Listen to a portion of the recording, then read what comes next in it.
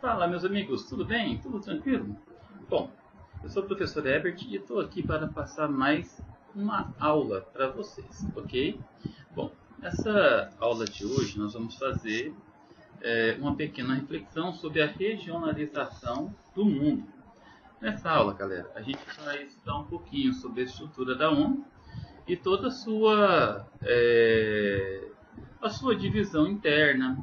A gente vai estudar sobre as suas agências especializadas. Bom, primeiro, para a gente entender o contexto da ONU, a gente precisa entender o contexto da Segunda Guerra Mundial. A ONU ela foi fundada em 24 de outubro de 1945 e tem como missão a promoção e manutenção da paz no mundo. A ONU ela foi já idealizada ainda em períodos de guerra. A Segunda Guerra Mundial ela teve proporções assim catastróficas, entendeu? Foi assim, cerca de 60 milhões de mortos, 190 milhões de refugiados, 120 milhões de órfãos, enfim, várias cidades destruídas, não é verdade? Então, era necessário criar uma instituição que impedisse que houvesse mais uma guerra nessas proporções, ok?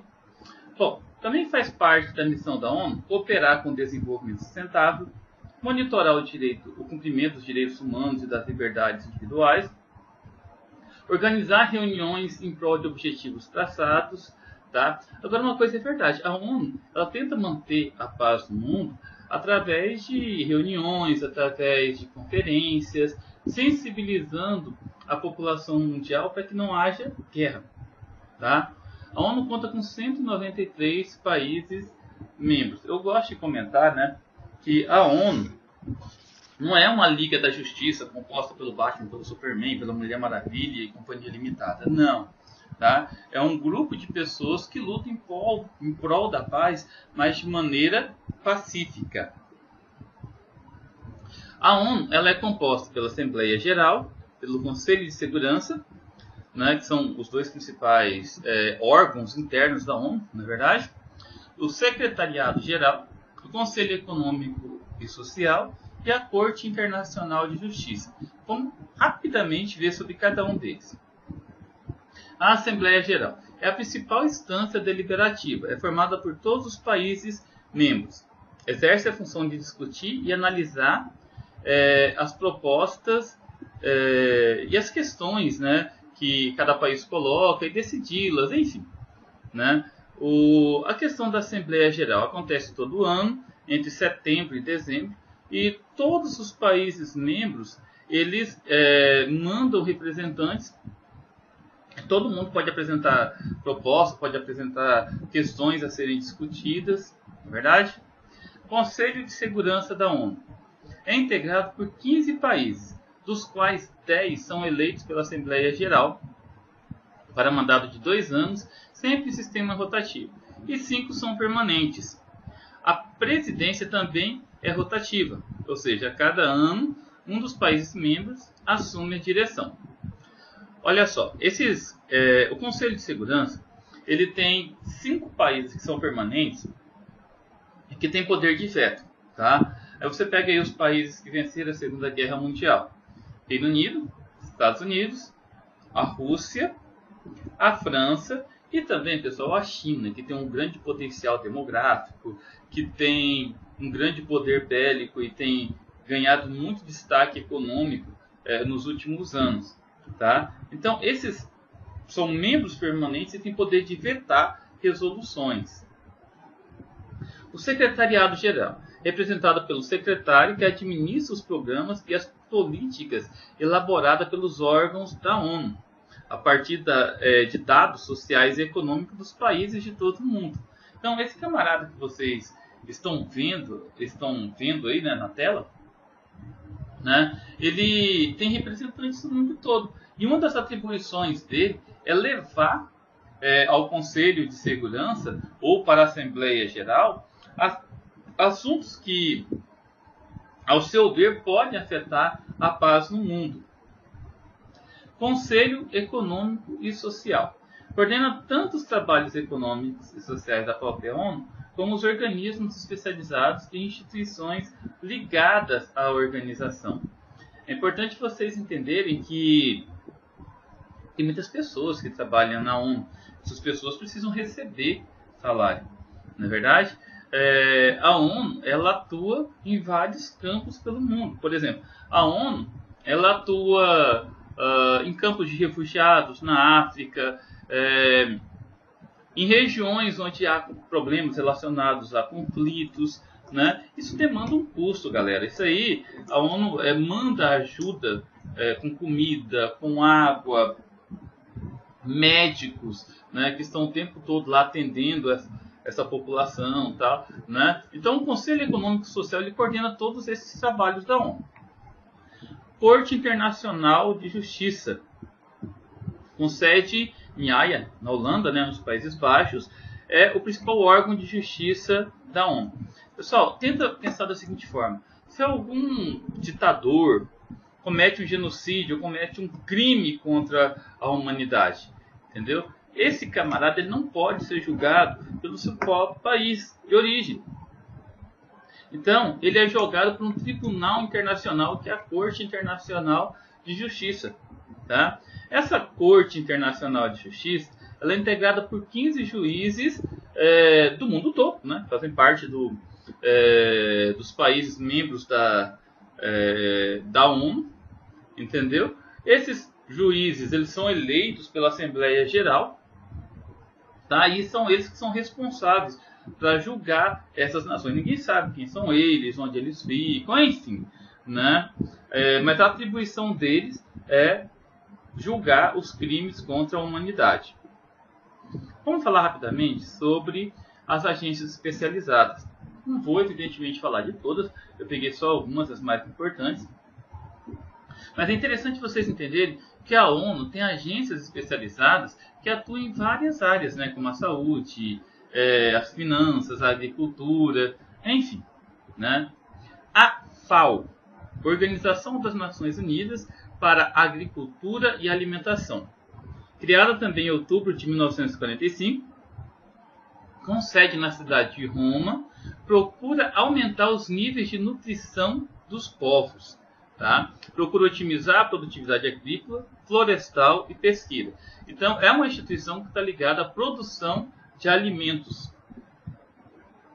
O Banco Mundial, criado em 1944, ou seja, mais antigo que a ONU, funciona de forma independente. É uma instituição que é ligada ao Fundo Monetário Internacional, entendeu? É uma instituição financeira que atua como uma grande cooperativa, que possui 186 países membros, oferece empréstimos com juros baixos, assistência técnica aos países subdesenvolvidos e faz doações a países extremamente necessitados. Então, o Banco Mundial ele é necessário para manter a economia dos países em crescimento, em situação de desenvolvimento. O Fundo Monetário Internacional. Nós aqui no Brasil já ouvimos falar muito dele, né? Nós ficamos atrelados a eles muito tempo, não é verdade? Regula o sistema financeiro internacional. Os principais objetivos desse órgão é promover a cooperação monetária internacional, favorecer a expansão equilibrada do comércio. É claro que para participar do Fundo Monetário Internacional tem regras que devem ser seguidas, não é verdade? Mas é interessante porque ele ajuda aqueles países em condições bastante desleais no contexto do comércio, os países emergentes, subdesenvolvidos. A Organização Internacional do Trabalho, fundada em 1919, possui 183 Estados-membros em uma estrutura tripartite, ou seja, é administrada por representantes dos governos, dos empregadores, dos trabalhadores e também pelos sindicalistas, todos em situação de igualdade. A OIT ela tem um objetivo, né, que é garantir o respeito aos direitos dos trabalhadores de todos os mundos. Olha só, pessoal, eu sou um professor, eu trabalho em escolas, né, tenho a minha carteira de trabalho assinada e tenho uma série de direitos que devem ser respeitados.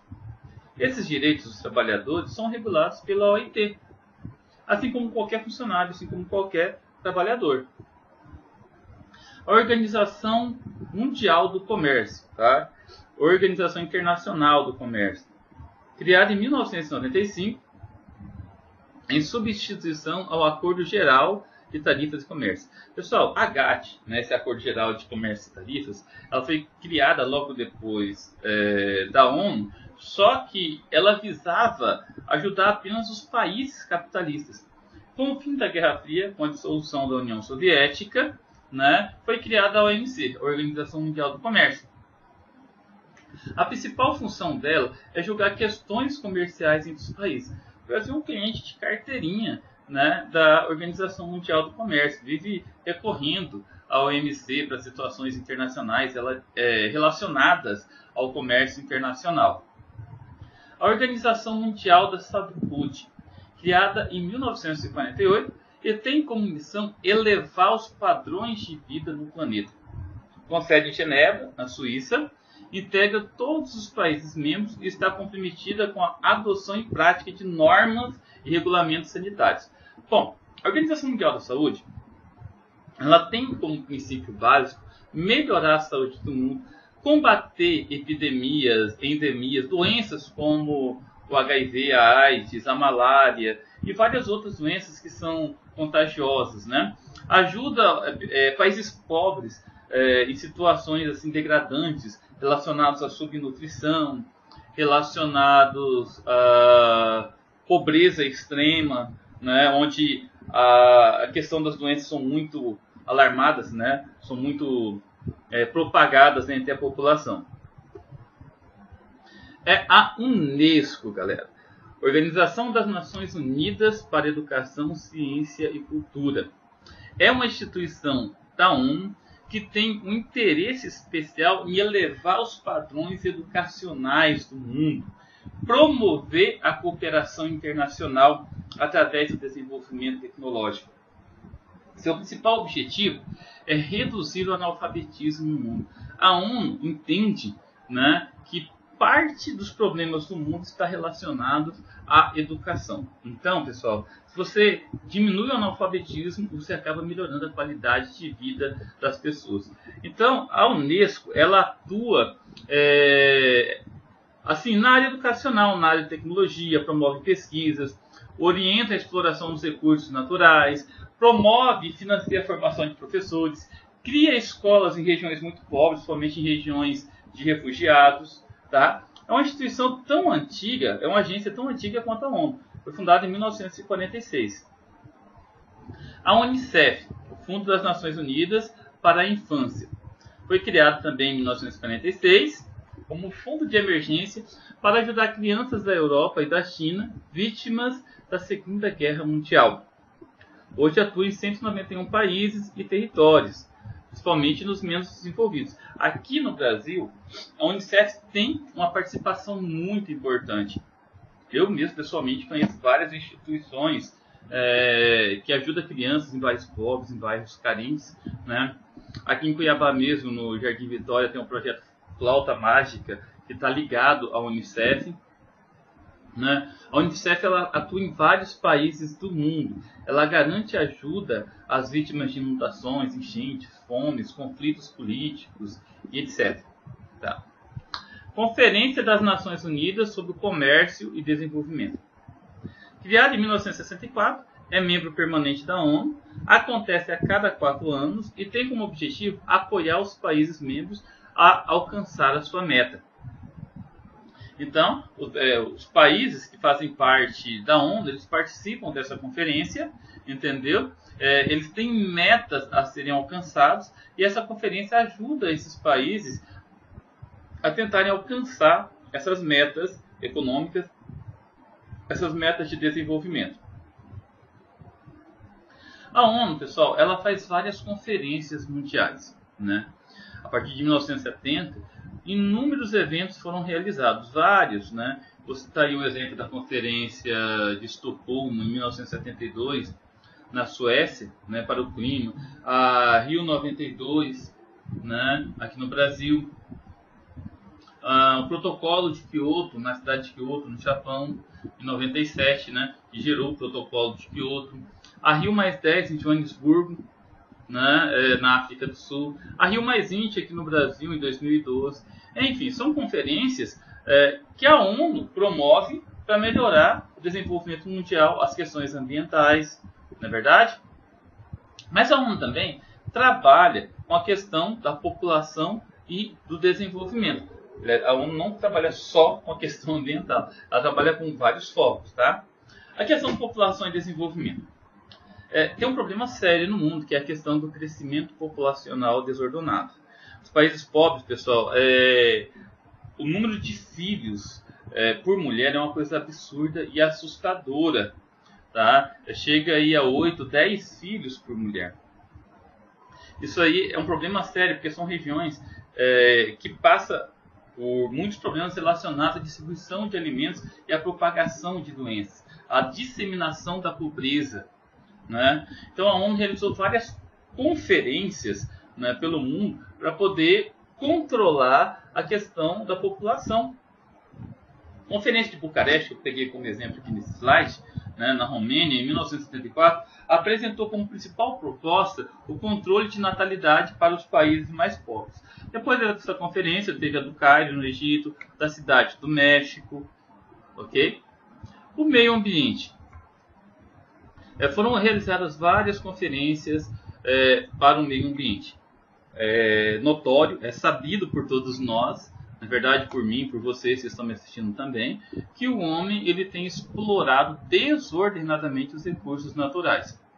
Isso tem sido uma máxima, né? O nosso país, nosso planeta não tem ouro de estepe, não tem assim uma empresa que tem um ônibus espacial com passagens para um outro planeta, entendeu? Para migrar parte da população para lá, os mais bonitos, mais inteligentes, caso o nosso planeta venha a acabar. Então, a gente precisa cuidar do nosso planeta, né? Então, a ONU vem trabalhando em cima das questões ambientais, tá? E vou citar aí a Conferência de Estocolmo, na Suécia, em 72, a Conferência de Brundtland, a Rio 92, a Cúpula da Terra, né? Foi no Rio de Janeiro. Conferência de Kyoto, no Japão, em 97, que gerou o protocolo de Kyoto. A Conferência de 2002, em Joanesburgo, na África do Sul, e criou as 8 melhores formas para se viver no mundo, né? As metas para se atingir até 2015. Já passamos de 2015, já as metas ainda não foram efetivamente atingidas, né? A Rio +20 aqui no Brasil, que segundo alguns especialistas foi um fracasso total, né? Não teve assim o desempenho que todos pensavam que ia ter, não é verdade? Mas é assim mesmo. Aqui, as que eu comentei com vocês, né? Estocolmo, a Rio 92, Kyoto no Japão, a Rio +10, enfim, tá? A ONU também realiza conferências para a questão mundial da mulher. O debate concentra-se nos diversos graus de discriminação que a mulher enfrenta. Gente, é complicado. Tem muitos lugares pelo mundo que a mulher ainda é tida como objeto de uso, tá? Então a mulher não é respeitada. É complicado porque a ONU se preocupa com isso, com as liberdades individuais e com os direitos igualitários, principalmente com o direito da mulher.